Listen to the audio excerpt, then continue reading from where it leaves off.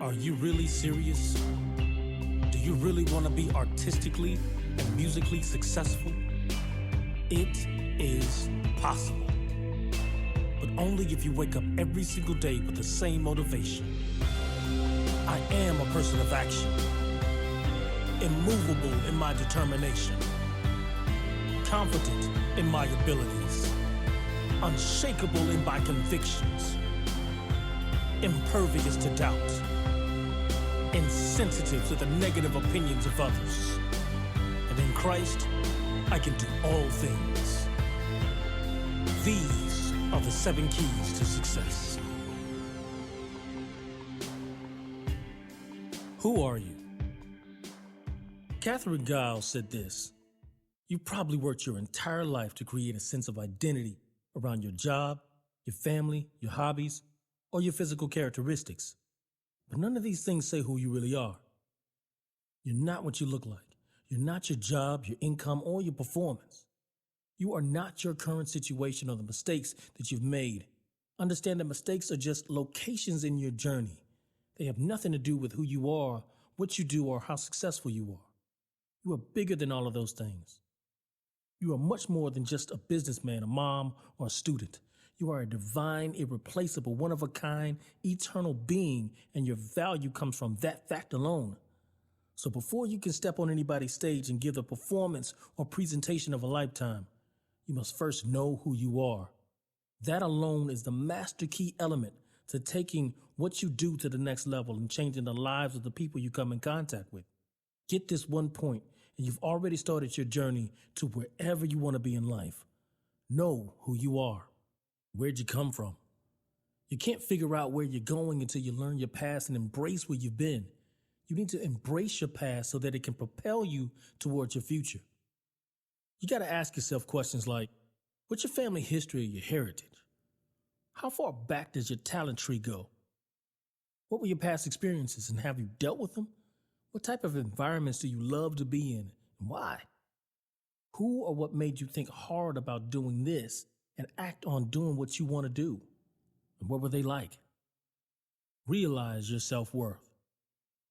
God created you because he knew that you were the only person who could be you. Your self-worth is something that is inherent and is based on what's internal. It's what's inside you.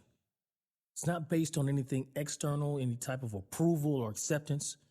Your worth cannot be destroyed and it cannot be elevated to a higher level. It's not based on a duality, it just is. And we're talking about self-worth, which is different from self-esteem. Self-esteem is how you feel about yourself based on your actions. It's what you have control over. It's how you feel about yourself from the inside out. But your self-worth is directly related to your identity, your sense of self, and your overall feeling of importance and value in this world. I love the scripture, Psalms 139:14. I praise you for I am fearfully and wonderfully made. Now that passage is so powerful because it forces you to see and appreciate that you're not created like everybody else.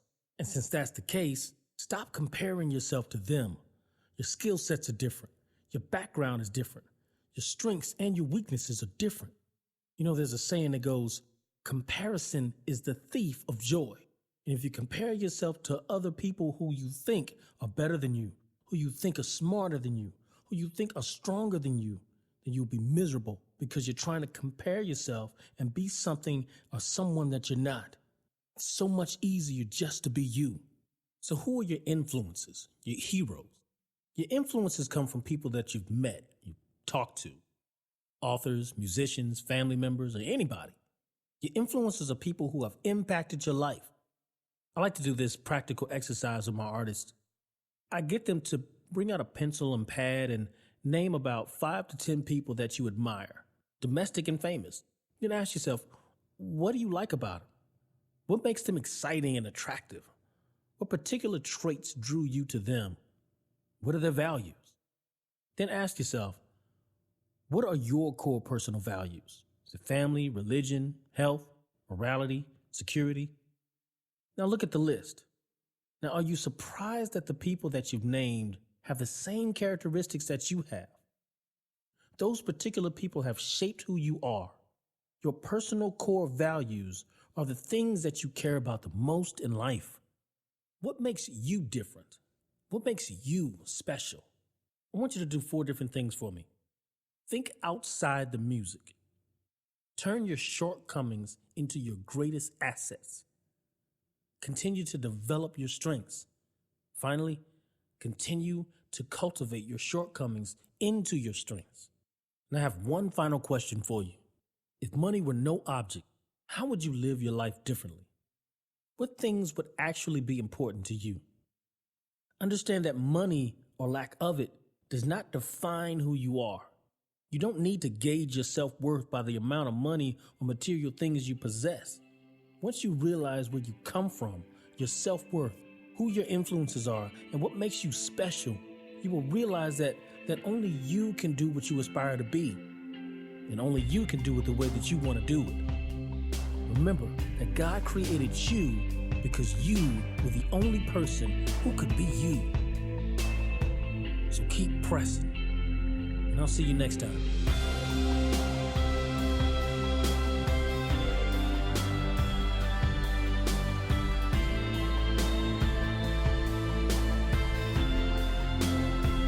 Thank you for listening. The 7 Keys to Success is a production of Sanctified Sound, LLC. If you enjoyed this audio and you want to receive more materials or videos from Sanctified Sound, LLC, please call us at 225-202-4379. That's 225-202-4379. Or visit us at www.sanctifiedsound.org. Thanks again for listening.